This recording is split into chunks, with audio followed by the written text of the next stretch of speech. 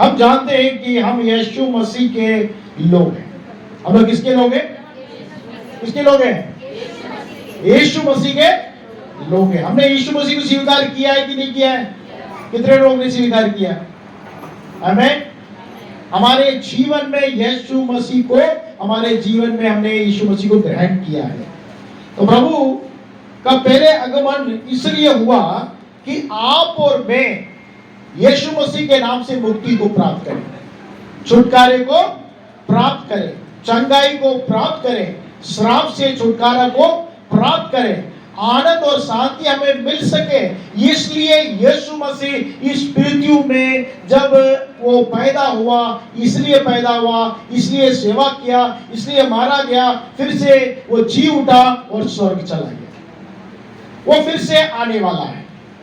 हम जानते हैं कि यीशु मसीह के नाम से हमें छुटकारा मिलता है, यीशु मसीह के नाम से हमें शांति मिलती है, यीशु मसीह के नाम से रोगी चंगे हो जाते हैं, यीशु मसीह के नाम से अशुद्ध आत्माएं भाग जाती हैं, यीशु मसीह के नाम से चिन्ह चमत्कार अद्भुत काम होता है, यीशु मसीह के नाम से मुक्ति मिलती है जो कोई भी नहीं दे सकता है। तो हमारे जीवन को मुक्ति देने वाला एक ही प्रभु है, वो प्रभु यीशु मसीह है। यीशु मसीह के नाम से आपको और मुझको मुक्ति मिलती है, उद्धार मिलता है। तो आपने मेरे यीशु मसीह को स्वीकार किया, जिसके द्वारा आपका और मेरा क्या हो गया है? मुक्ति हो गया है और मुक्ति मिल गया है। लोग मुक्ति पाने के लिए कितने जगह भ्रमण करते हैं, लेकिन उन लोगों से जाके पूछ के देखिए, वो क्या नहीं मिला? मुक्ति नहीं मिला, पाप से मुक्ति नहीं मिला, श्राप से छुटकारा नहीं मिला, बीमारी से चंगाई नहीं मिला, अशांति उनके जीवन में उन्हें शांति नहीं मिली। लेकिन आप और मैं इतने सौभाग्यशाली हैं कि यीशु के पर विश्वास करने से, यीशु पे भरोसा करने से हमें छुटकारा, शांति और आनंद मिल गया है। आमीन, हालेलुया। तो यीशु मसीह छुटकारा, शांति, आनंद के लिए मात्र नहीं, हमें अनंत जीवन देने के लिए संसार में आया। जितने लोग उस पर विश्वास करते हैं, हम पढ़ सकते हैं यूहन्ना रचित सुसमाचार 3 अध्याय का 18 पद, उसमें इस प्रकार से लिखा है, जो उस पर विश्वास करता है उस पर दंड की आज्ञा नहीं होती। लिखा है यूहन्ना रचित सुसमाचार 3 अध्याय का 18 पद में लिखा है, जो उस पर विश्वास करता है उस पर दंड की आज्ञा नहीं होती। आप और मैं अगर यीशु मसीह पर विश्वास करते हैं तो हम पर क्या नहीं होगा? दंड की आज्ञा नहीं होगी।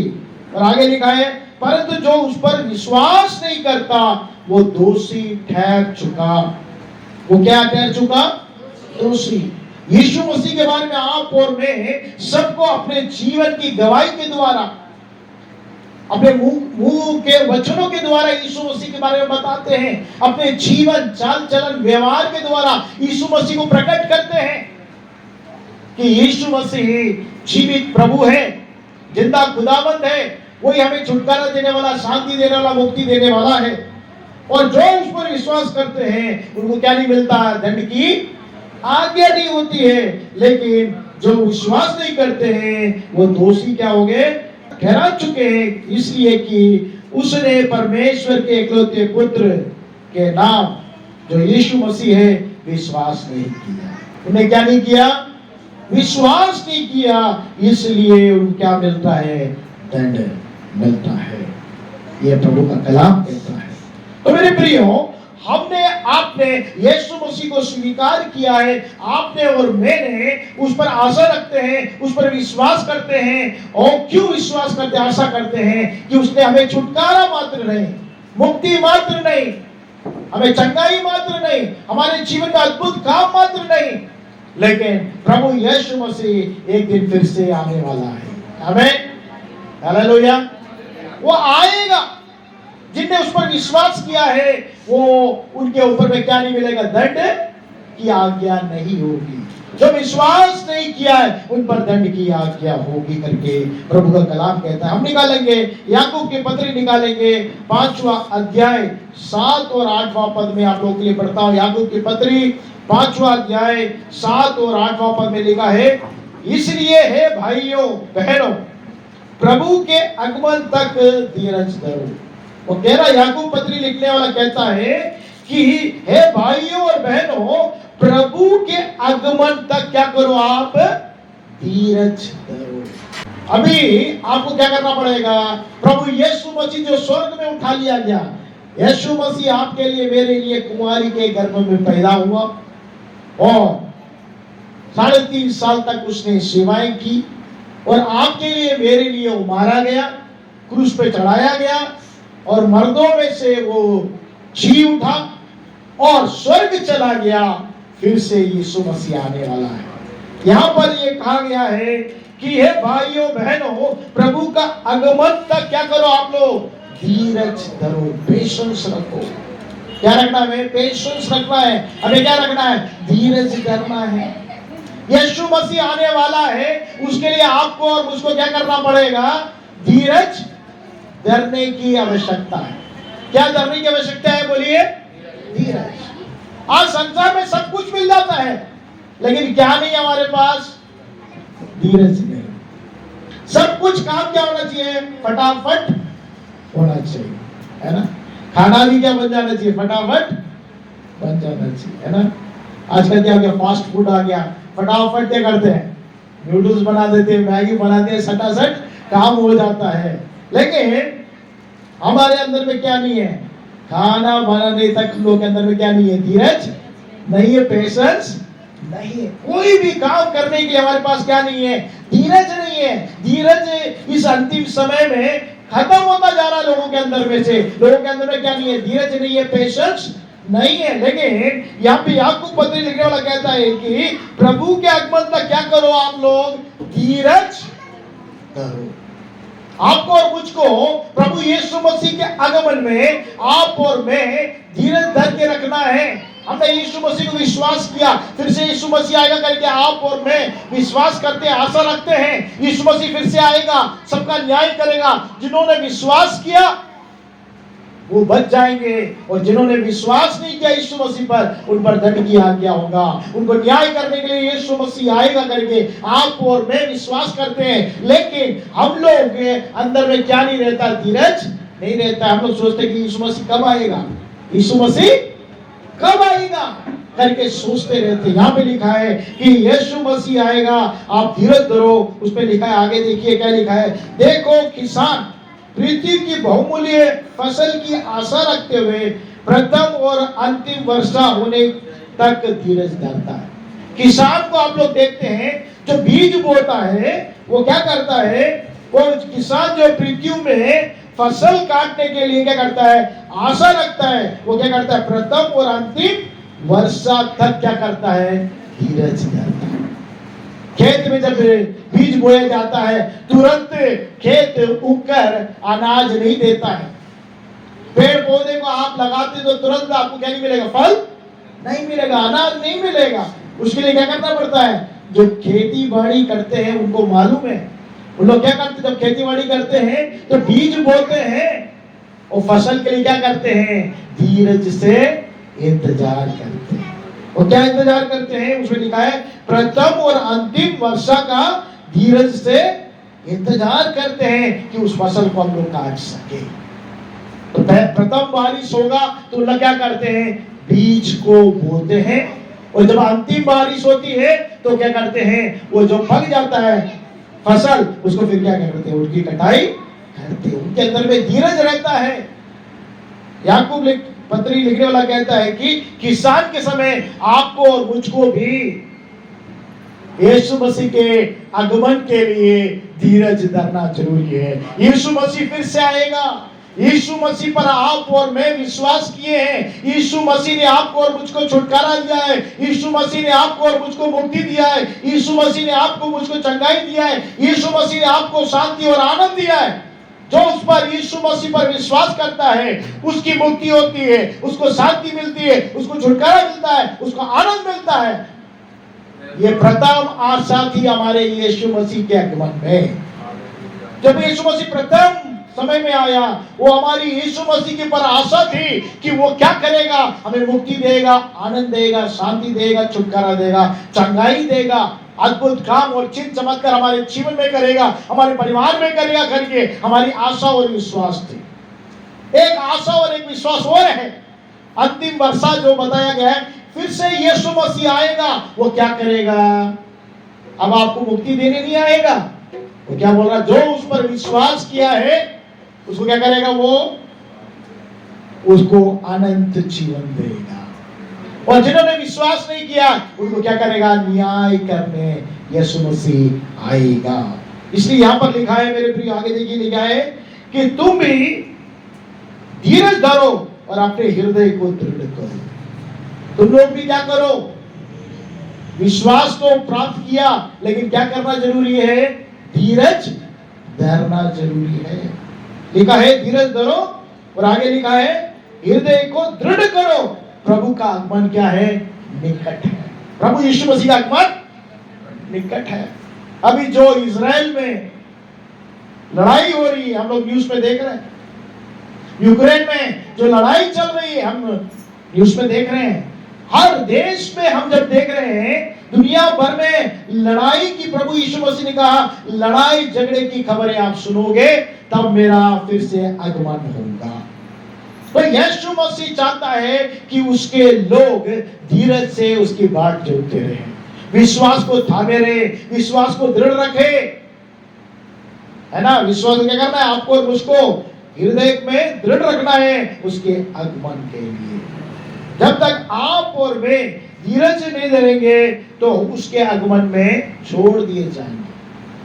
हमें विश्वास के साथ क्या होना चाहिए, धीरज धरना जरूरी है। जब तक हम धीरज नहीं धरेंगे, हम जब तक पेशेंस नहीं रखेंगे, यीशु मसीह के आगमन में हम लोग क्या हो जाएंगे, छोड़ दिए जाएंगे। इसलिए आपको और मुझको जो विश्वास यीशु मसीह पे आपने मैंने किया है, उस पर आपको और मुझको हृदय में दृढ़ता से धीरज रखना जरूरी है, और उसकी बात जोड़ना जरूरी है कि यीशु मसीह आएगा और मुझे लेकर जाएगा।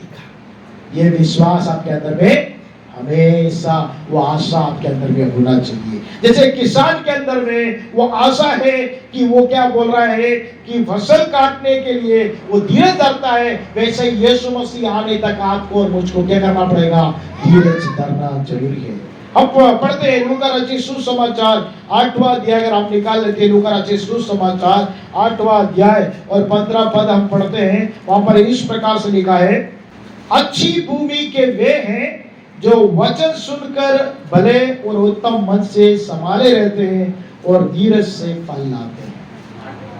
कौन अच्छी भूमि है, यह कलाम क्या कहता है, अच्छी भूमि के वे हैं जो वचन को सुनकर भले और उत्तम मन से संभालते हैं। जब वचन को आप और मैं सुनते रहते हैं, लेकिन जो अच्छा भूमि है वो क्या करता है, अच्छा भूमि का मतलब है आपका जो अच्छा हृदय है, आपका जो अच्छा मन है। भूमि का मतलब क्या है, आपका हृदय जो अच्छा है, जिसमें परमेश्वर का वचन बोया जाता है, जो आपके मन में परमेश्वर का वचन डाला जाता है, आप कान के द्वारा सुनकर परमेश्वर के वचन को सुनते हैं, वो क्या करते हैं, भले और उत्तम मन से उसको क्या करते हैं, संभाल के रखते हैं। अच्छा भूमि वो है, क्या करता है, संभाल के रखता है। जब बीज को बोते हैं संभाल के रखता है, और जब वर्षा होती है तो वो उग कर आकर वो क्या करता है, अच्छा फसल देता है। तो आपको और मुझको क्या करना पड़ेगा, जब वचन हम सुनते हैं, परमेश्वर का कलाम जब सुनते हैं, अच्छे भूमि के समान हमारे हृदय को तैयार करना है। हमारा हृदय कैसा होना चाहिए, अच्छा भूमि। हमारा मन कैसा होना चाहिए, अच्छा मन। जो वचन परमेश्वर बोल रहा है उसको क्या करना है, आप लोग को उत्तम मन से क्या करना पड़ेगा, संभाल के रखना है। अगर संभाल के रखेंगे, अगले हफ्ते पूछूंगा तो आप लोग बताओगे, नहीं संभालेंगे तो अगले हफ्ते क्या गेट से बाहर निकलोगे तो ही भूल जाओगे, है ना। अच्छा मन क्या मतलब है, हम दो कान से सुनते हैं, हमारा हृदय में उस वचन को संभाल के रखते हैं। वो है अच्छा भूमि। वो वचन को संभाल के रखते हैं। उसमें लिखा है अच्छी भूमि के वे हैं जो वचन को सुनकर संभाले, भले उत्तम मन से संभाले रहते हैं और क्या करते हैं, धीरज से फल लाते हैं। कौन धीरज से फल लेके आता है? जो अच्छा भूमि होता है। आपका हृदय मेरा, आपका हृदय मेरा हृदय, आपका मन मेरा मन अगर अच्छा भूमि है तो परमेश्वर का वचन जो मैं सुन रहा हूं, ध्यान कर रहा हूं, पढ़ रहा हूं, सीख रहा हूं, उसको क्या करूंगा, संभाल के रखूंगा और क्या करूंगा, अपने समय में उससे क्या आएगा, फल आएगा। क्या आएगा? फल आएगा। तो परमेश्वर चाहता है कि आपका हृदय, आपका मन है अच्छा हो जाए, भला हो जाए, जिससे परमेश्वर जो फल आपके जीवन से आना चाहता है, आपके जीवन में जो फल आएगा दूसरे लोग देखेंगे। पेड़ में जब फल लगता है लोग क्या करते हैं, उसकी ओर देखते हैं। देखते कि नहीं? एक आम के पेड़ में फल आ जाए तो क्या करते हैं? जब तक फल नहीं रहता उसकी ओर कोई नहीं देखता। जब फल लग जाता है तो क्या करते हैं? आम का पेड़ हो, अमरूद का पेड़ हो, ना, उसकी ओर हम देखने लगते हैं कि फल लगा है, ये फल मुझे चाहिए, है ना। वो फल दूसरों के लिए क्या होता है, लाभदायक होता है। वो फल से दूसरे लोग पेट भरते हैं। वो फल दूसरों को संतुष्टि देता है, दूसरों को आनंद का कारण होता है।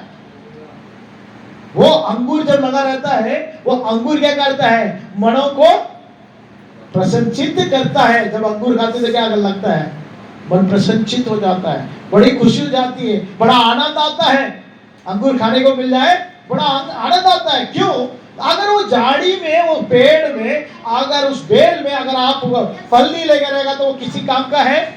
किसी काम का नहीं। वैसे आपका जीवन, मेरा जीवन कब काम का होगा? जब आप उत्तम भूमि के समान, अच्छे भूमि के समान परमेश्वर के वचन को स्वीकार करके ग्रहण करेंगे, आपके जीवन से फल मिलेगा और आपका जीवन दूसरों के लिए गवाही का कारण बन जाएगा। आमीन, हालेलुया। कलीसिया वाके गवाही देना अच्छी बात है, लेकिन आपकी गवाही दूसरों तक पहुंचने के लिए आप जहां जीवन जीते हैं, जहां पर आप चलते फिरते हैं, आपका व्यवहार खाली रहता है, दूसरे लोग देखना चाहिए आपके जीवन की गवाही को, आपके फल को देखकर वे प्रभु यीशु मसीह को स्वीकार करना चाहिए। आमीन, हालेलुया। कलीसिया में गवाही देना अच्छी बात है, लेकिन हमारे जीवन दूसरों के लिए गवाही का कारण बनना चाहिए। हमारा जीवन जो उत्तम फल हमारे जीवन से निकलता है, उसे देखकर दूसरे लोग प्रभु यीशु मसीह के पास आना चाहिए। ये प्रभु यीशु मसीह चाहता है। क्यों प्रभु यीशु मसीह ने वचन को कलीसिया में स्थान दिया, मुख्य स्थान इसलिए दिया है, वचन सुनकर भले और उत्तम मन से उसे संभाल के रखकर आप फल लेकर आए, जिसके द्वारा दूसरा का जीवन क्या हो जाए, आशीषित का कारण हो जाए और वह प्रभु के पास आ जाए। दूसरी बात देखते हैं, पहला पत्र चौथा अध्याय का 7वां पद अगर हम पढ़ते हैं, पहला पत्र चौथे अध्याय का 7वां पद में हम पढ़ते हैं, तब बातों का अंत तुरंत होने वाला है, इसलिए संयमी होकर प्रार्थना के लिए सचेत रहो। लिखा है सब बातों का अंत तुरंत होने वाला है। प्रभु का कलाम कहता है कि सब बात का क्या हो जाएगा, एक दिन अंत होगा। एक दिन क्या होगा, अंत होगा। इसलिए संयमी होकर, मतलब संयमी मतलब सेल्फ कंट्रोल, संयमी होकर आप क्या करो, प्रार्थना के लिए सचेत रहो। पहला हमने सुना कि हमारे मन में जो परमेश्वर का वचन डाला जाता, बोया जाता है, उसको संभालना चाहिए, तो हम फल लेके आएंगे, उससे दूसरे लोग प्रभु को ग्रहण कर पाएंगे। दूसरी बात हमें क्या करना पड़ेगा, संयमी होकर प्रार्थना में सचेत रहना है। क्या करना है, प्रार्थना में सचेत रहना है। प्रार्थना के लिए अवेयर रहना है। अवेयर किस बात पे अवेयर रहना है, प्रार्थना के लिए। आपके जीवन प्रार्थना का जीवन होना चाहिए। आप चलते हुए प्रार्थना कर सकते हैं, लेटते हुए प्रार्थना कर सकते हैं, कार्य करते हुए प्रार्थना कर सकते हैं। हमेशा आपका जीवन में क्या रहना चाहिए, प्रार्थना रूपी जीवन होना चाहिए। आपका जीवन प्रार्थना रूपी रहेगा तो आप किसके साथ जुड़े हुए हैं, परमेश्वर के साथ जुड़े। जो व्यक्ति व्यक्ति परमेश्वर के साथ जुड़ा हुआ है, जब प्रभु यीशु मसीह आएगा उसको वो क्या करेगा? उसको उठा के ले जाएगा अपने साथ। उसके आगमन में आप और मैं प्रभु के साथ जाना है, तो आपका और मेरा क्या होना चाहिए? प्रार्थना में सचेत होना चाहिए। यहां आप देख रहे हैं लाइट जल रहा है, लाइट जल रहा है कि नहीं? लाइट जल रहा है ये, लेकिन इसमें ऑटोमेटिक ये लाइट नहीं जल रहा है, इसमें एक तार लगी है, वायर लगा है, और उसमें से क्या आ रहा है? करंट आ रहा है। तो ये बल्ब ऐसे ही नहीं जल रहा है, ये वायर स्विच से जुड़ा हुआ है, वहां से क्या आ रहा है? इसके लिए करंट आ रहा है। जब तक वो जुड़ा नहीं रहेगा वो बल्ब क्या नहीं होगा? जलेगा। अगर वो बल्ब जलना है तो क्या करना पड़ेगा? वो वायर से स्विच बोर्ड में जुड़ा रहना आवश्यक है, और उसमें से क्या आना चाहिए? करंट आना चाहिए। करंट चला जाएगा तो लाइट क्या हो जाएगा? बंद हो जाएगा। तो वैसे ही आप और मैं, जैसे ये बल्ब स्विच जहां से करंट आ रहा है उस वायर के द्वारा जुड़ा हुआ है, आप और मैं जो बल्ब के समान उजाला दे रहे हैं संसार के लिए, आप और मैं परमेश्वर के साथ जुड़े रहना है। कैसे जुड़े रहना है? प्रार्थना में जुड़े रहना है। इसलिए लिखा है कि आप सचेत होकर क्या करो? प्रार्थना में संयम के साथ बने रहो। संयम के साथ प्रार्थना में आप और मैं बने रहेंगे तो आप और मैं परमेश्वर के साथ क्या हुए हैं? जुड़े हुए हैं।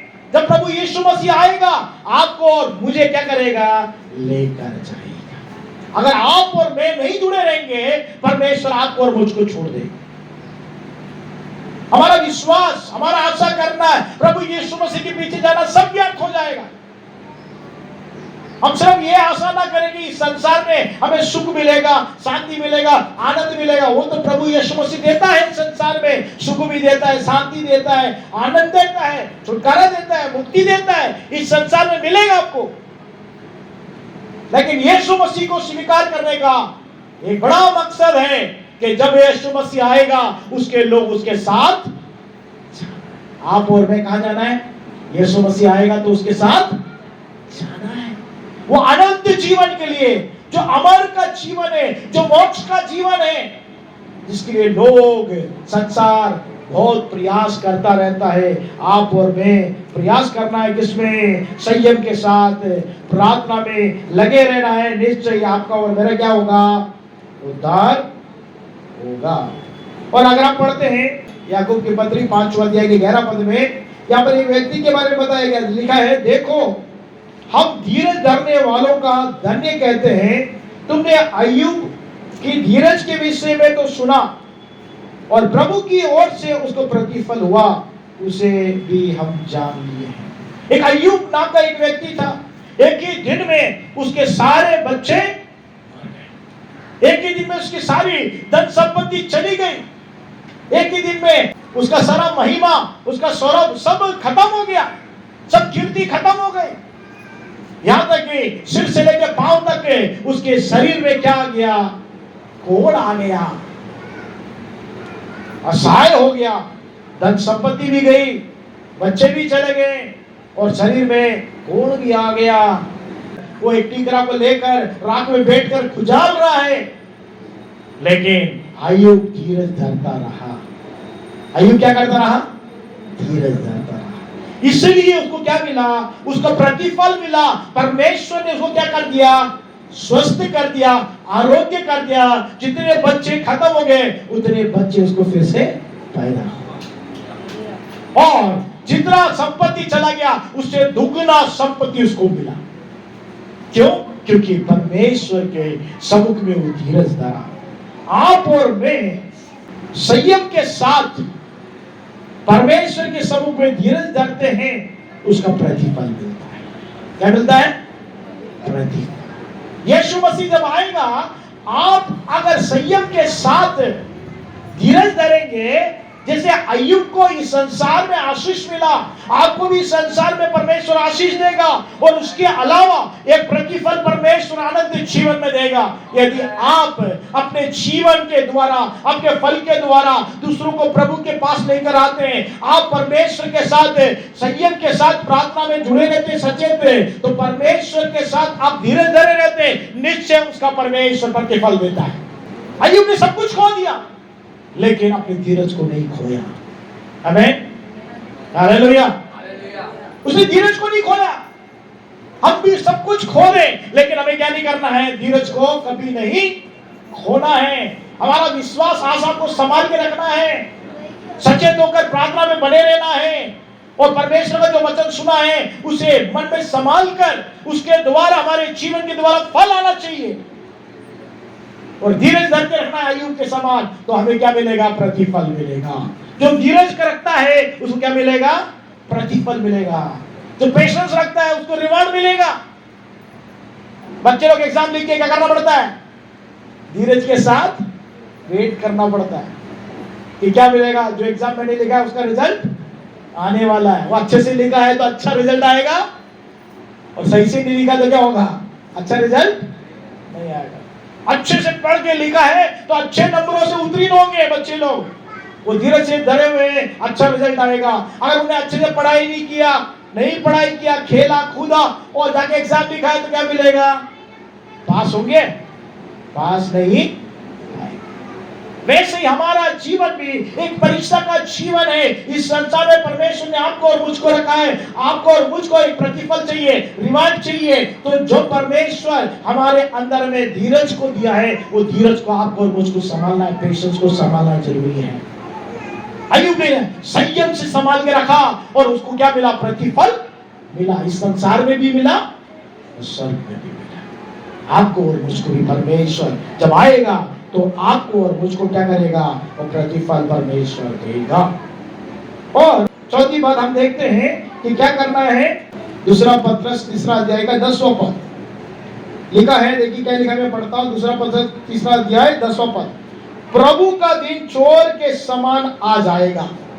प्रभु का दिन कैसा आएगा, चोर के समान आएगा।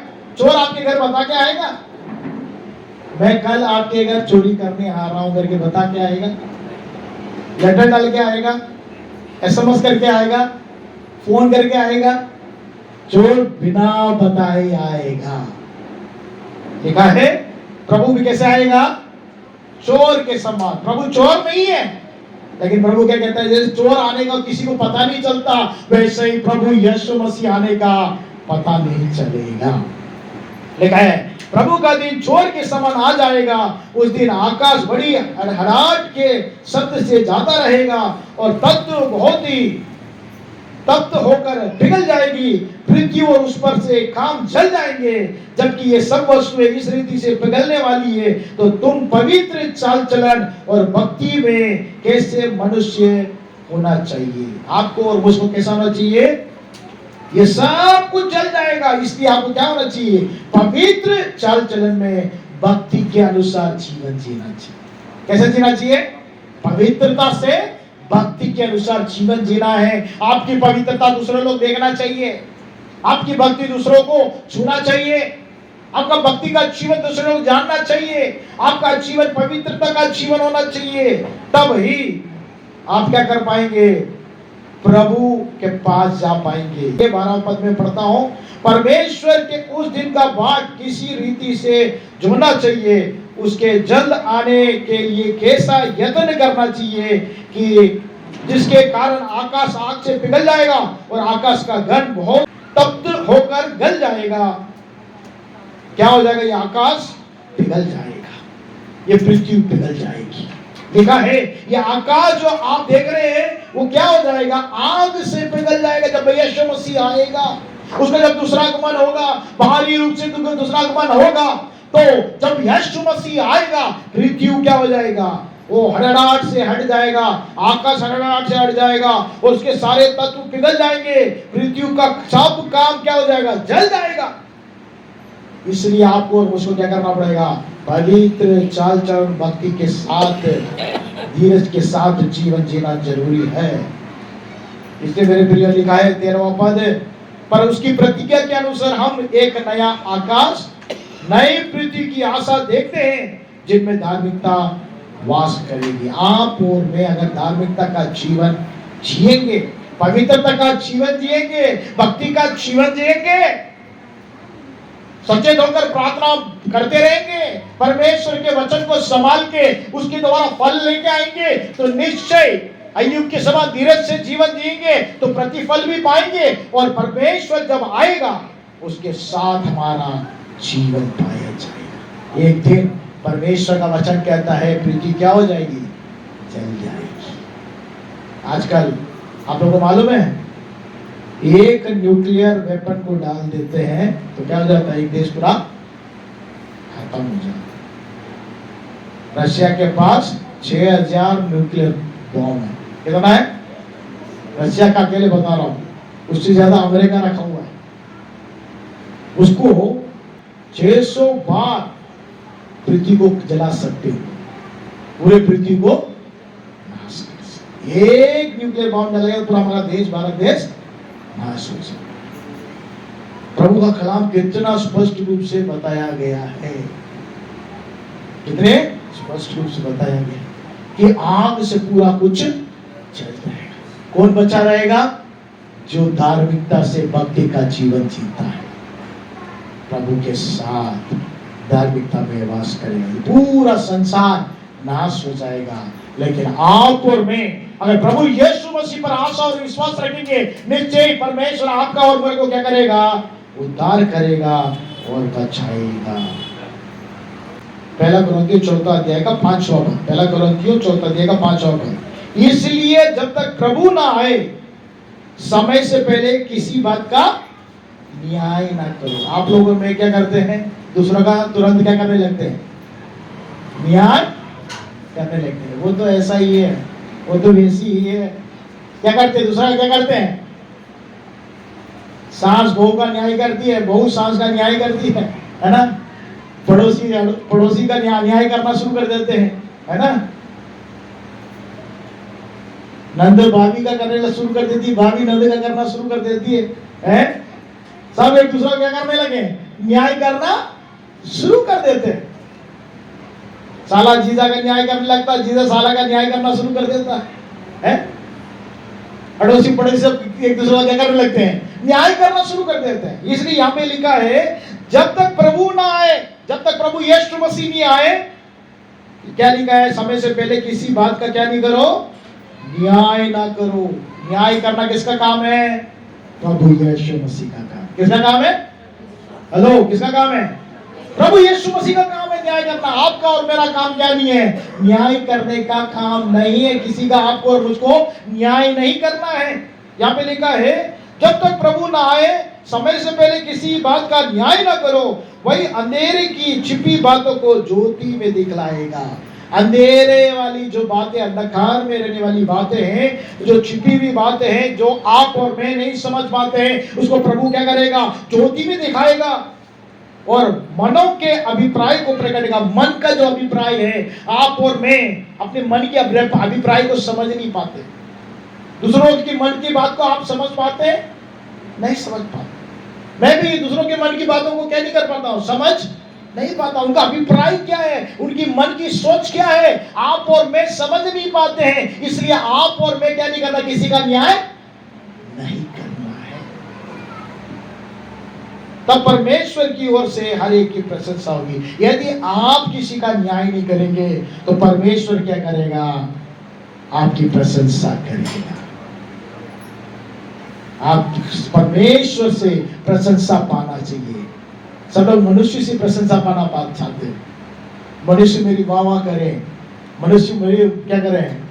बहुत आदर करे, सत्कार करे, ऐसा सोचते हैं। लेकिन हमारी सत्कार, आदर, प्रशंसा कहाँ होनी चाहिए?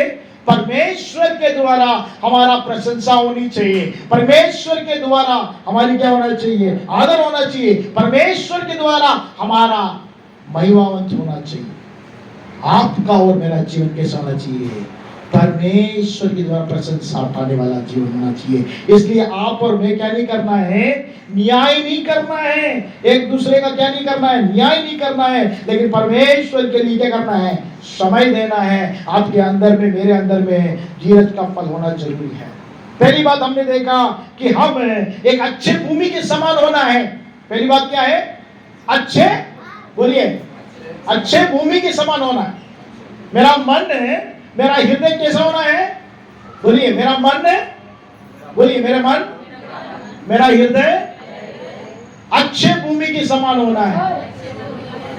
परमेश्वर के वचन को मुझे संभाल के रखना है। आपका भूमि अच्छा हो गया, जब तक आप संभालोगे नहीं, आपका भूमि अच्छा नहीं बनेगा। और वचन को आप संभाल के रखेंगे सुनकर, तो आप एक अच्छे भूमि के रूप में होंगे और परमेश्वर का फल आप दूसरों को दिखाओगे। वो फल के द्वारा प्रभु के पास लोग आएंगे। दूसरी बात हमने देखा कि आप सचेत होकर प्रार्थना में बने रहना, परमेश्वर के साथ प्रार्थना में जुड़े रहना है। तीसरी बात हमने देखा कि अगर हम धीरज धरते हैं तो हमें क्या मिलता है, एक अच्छा प्रतिफल मिलता है। जैसे अय्यूब को प्रतिफल मिला, आपको और मुझको भी क्या मिलेगा, इस संसार में भी प्रतिफल मिलेगा, अनंत जीवन में भी प्रतिफल मिलेगा। चौथी बात देखिए, हम किसी का क्या नहीं करें, न्याय ना करें। किसी का क्या नहीं करना चाहिए, न्याय नहीं करना। न्याय करना किसका काम है, बोलिए, किसका काम है? तो यीशु मसीह का काम अपने हाथ में लेना चाहिए क्या? हम लोग क्या करना है, किसी का न्याय नहीं करना है। उसके लिए क्या होना चाहिए हमारे पास, धीरज की आत्मा होनी चाहिए। तो आखिरी में हम पढ़ते हैं गलातियों की पत्री 5वां अध्याय, गलातियों की पत्री 5वां अध्याय 22वां पद में आत्मा का फल के बारे में परमेश्वर कहता है। पवित्र आत्मा जो फल देता है, उस पवित्र आत्मा के फल में एक फल है। कौन सा फल है? पवित्र आत्मा जो फल देता है उसमें धीरज करके एक फल है। पवित्र आत्मा आपको और मुझको क्या देता है, धीरज देता है, पेशेंस देता है। जब तक हमारे अंदर पेशेंस नहीं रहेगा, धीरज नहीं रहेगा, हम परमेश्वर की बात नहीं जोत पाएंगे, प्रार्थना में सचेत नहीं रह पाएंगे। अगर हमारे अंदर में धीरज नहीं रहेगा तो हम अपने जो वचन को हमने लिया है उसके द्वारा फल प्रकट नहीं कर पाएंगे। अगर हमारे अंदर धीरज नहीं रहेगा तो उसको प्रतिफल हम प्राप्त नहीं कर पाएंगे। यदि हमारे अंदर में धीरज नहीं रहेगा, हम क्या करेंगे, तुरंत दूसरा न्याय करना शुरू करेंगे। दूसरा का मन का विचार क्या है, उसका मन का अभिप्राय क्या है, हमें मालूम नहीं है, लेकिन तुरंत क्या कर देंगे, वो तो वैसे ही है, ये तो वैसा ही है, ऐसे क्या करने लगेंगे, न्याय करना शुरू करेंगे। इसलिए हमारे अंदर में क्या होना चाहिए, धीरज का फल होना जरूरी है। वो धीरज का फल कौन देता है, परमेश्वर का आत्मा देता है। तो परमेश्वर की आत्मा से बोलना है कि परमेश्वर की आत्मा मुझे क्या करो, धीरज का फल दे दो। आज मांगना है हमें, क्या मांगना है, धीरज। धीरज का फल मुझे दीजिए कि मैं धीरज के साथ परमेश्वर की बात जोड़ सकूं, धीरज के साथ उसके फल को प्रकट कर सकूं, धीरज के साथ सचेत होकर मैं प्रार्थना में बने रह सकूं, धीरज के साथ उसका प्रतिफल प्राप्त कर सकूं, धीरज के साथ मैं किसी का न्याय ना कर सकूं। और वो धीरज की आत्मा मुझे दीजिए। तो आइए हम अपने आंखों को बंद करें, अपने स्थानों में खड़े हो जाएं, पवित्र आत्मा से प्रार्थना करें। पवित्र आत्मा में धीरज की आत्मा देता है। प्रभु का आत्मा कहता है, मैं तुम्हें धीरज की आत्मा दूंगा, मांगो तो तुम्हें दिया जाएगा। हम संसार में बहुत सी बातों को मांगते हैं, अच्छी बात है, हमारे जीवन के लिए बहुत सी बातों को परमेश्वर से हम मांगते हैं, अच्छी बात है, लेकिन हमारे जीवन के लिए जो आत्मा का फल है धीरज, तो धीरज का फल हमें मांगना है। जैसे किसान धीरज के साथ पहली वर्षा और अंतिम वर्षा के लिए वो धीरज के साथ इंतजार करता और फसल को काटता है, वैसे ही परमेश्वर का वचन जो अच्छे भूमि आपके मनों में बोया गया है, उसे आपको संभाल के रखना, धीरज के साथ संभाल के रखना है, आपके जीवन से फल प्रकट होगा। और प्रार्थना में सचेत होकर परमेश्वर के साथ आपको जुड़े रहना है। और धीरज के समान आप प्रतिफल, धीरज धरेंगे तो प्रतिफल पाएंगे। अय्यूब के समान धीरज धरेंगे तो प्रतिफल को पाएंगे। आप धीरज धरेंगे तो निश्चय परमेश्वर आपको प्रतिफल देगा। आप धीरज धरे रहेंगे तो निश्चय आप किसी का न्याय नहीं करेंगे। हम तुरंत न्याय कर देते हैं। न्याय करना प्रभु परमेश्वर का काम है, आपका मेरा काम नहीं है। हम कभी किसी का न्याय ना करें, धीरज धरे, परमेश्वर को स्थान दे। वो न्याय करने वाला परमेश्वर, और परमेश्वर अपनी प्रतिज्ञा से कभी नहीं बदलता। हमने आखिरी में एक वचन पढ़ के हम प्रार्थना में जाएंगे। दूसरा पत्रस में हमने पढ़ा, तीसरे अध्याय में, वो नया आकाश और नई पृथ्वी जिसमें धर्मी लोग वास करेंगे। मेरे प्रिय, परमेश्वर आपके लिए एक नया आकाश बनाने जा रहा है, एक नई पृथ्वी बनाने जा रहा है। इस आकाश और इस पृथ्वी में दुख है, तकलीफ है, संकट है, बीमारी है, रोग है, अशांति है, निंदा है, अपमान है, तकलीफ है, परेशानी है, क्लेश है।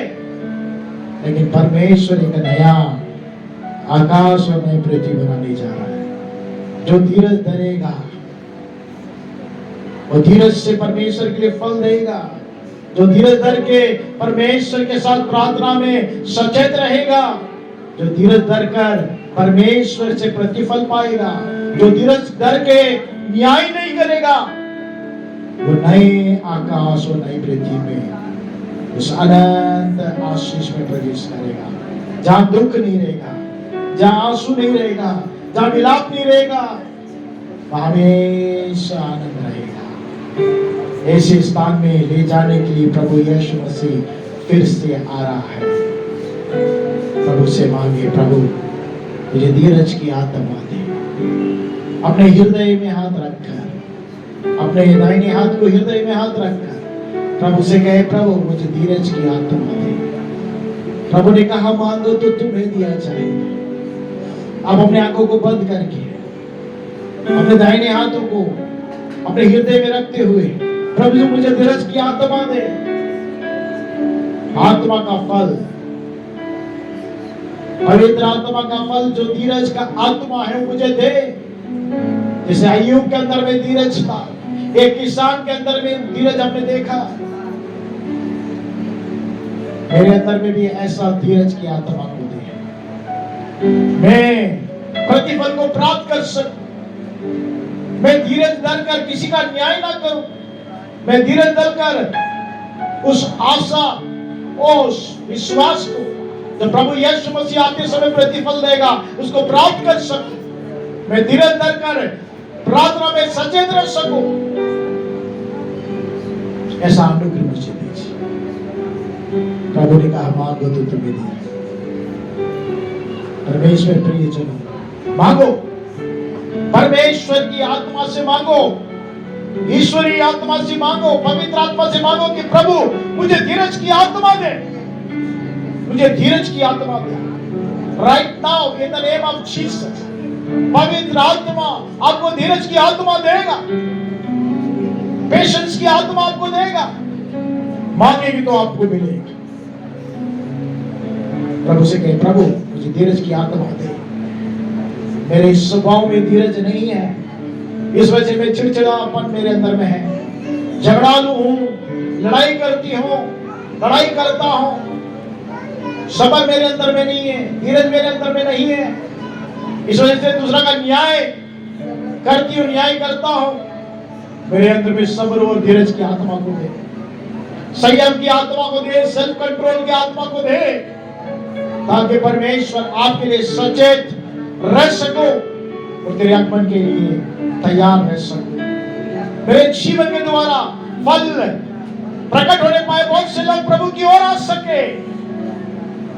मेरा जीवन प्रार्थना का जीवन बन जाए और परमेश्वर से प्रतिफल प्राप्त कर सको। धीरज से परमेश्वर के न्याय की मैं बाट जोड़ दूं, मैं कभी न्याय ना करूं।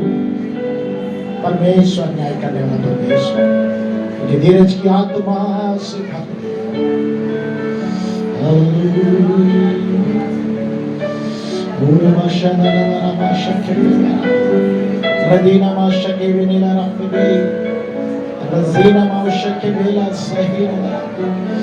प्रभु धीरज की आत्मा दे, धीरज की आत्मा दे मांगने वालों को, तेरे बच्चों को, तेरे बेटे बेटी को, उससे मांगने वाले तेरे दास दासी को धीरज की आत्मा से परिपूर्ण परिपक्व कर कि धीरज से तेरी बात जोत सके, धीरज से सचेत होकर प्रार्थना में लगे रह सके, धीरज से फल को प्रकट कर सके, धीरज से प्रतिफल को प्राप्त कर सके, धीरज से प्रभु की बात जोते न्याय खुद ना न्याय करे।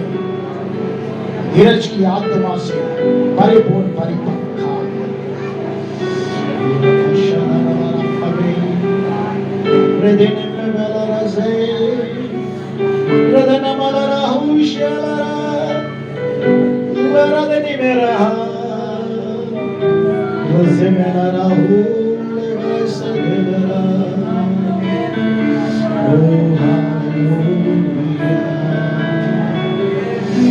प्रभु जी हमारे एहसास को, हमारे भावना को तेरी अधीनता में देते, हमारे विचार को, हमारी कल्पना भावना को तेरी अधीनता में देते, वो हमारे देह प्राण शरीर को तेरे हाथों में समर्पित करते। धीरज की आत्मा से हमें भर दे, हमें छू ले, तेरी सामर्थ्य में छू ले, छू ले।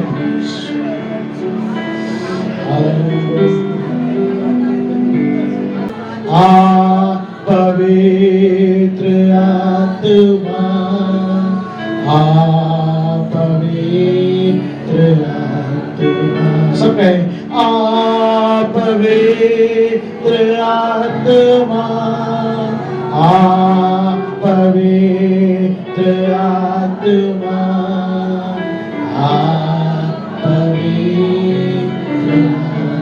पवित्र आत्मा, आप धीरज की आत्मा को दीजिए। हम सब धीरज की आत्मा, पेशेंस की आत्मा हमारे अंदर में दे दीजिए, हमारे अंदर में सेल्फ कंट्रोल की आत्मा दे दीजिए, संयम की आत्मा दे दीजिए, ताकि आपके लिए सचेत होकर प्रार्थना कर सके, आपके लिए परमेश्वर प्रतिफल दे सके, आपके लिए परमेश्वर फल दे सके, और परमेश्वर धीरज के साथ प्रभु की बात जोते कि प्रभु परमेश्वर न्याय करेगा।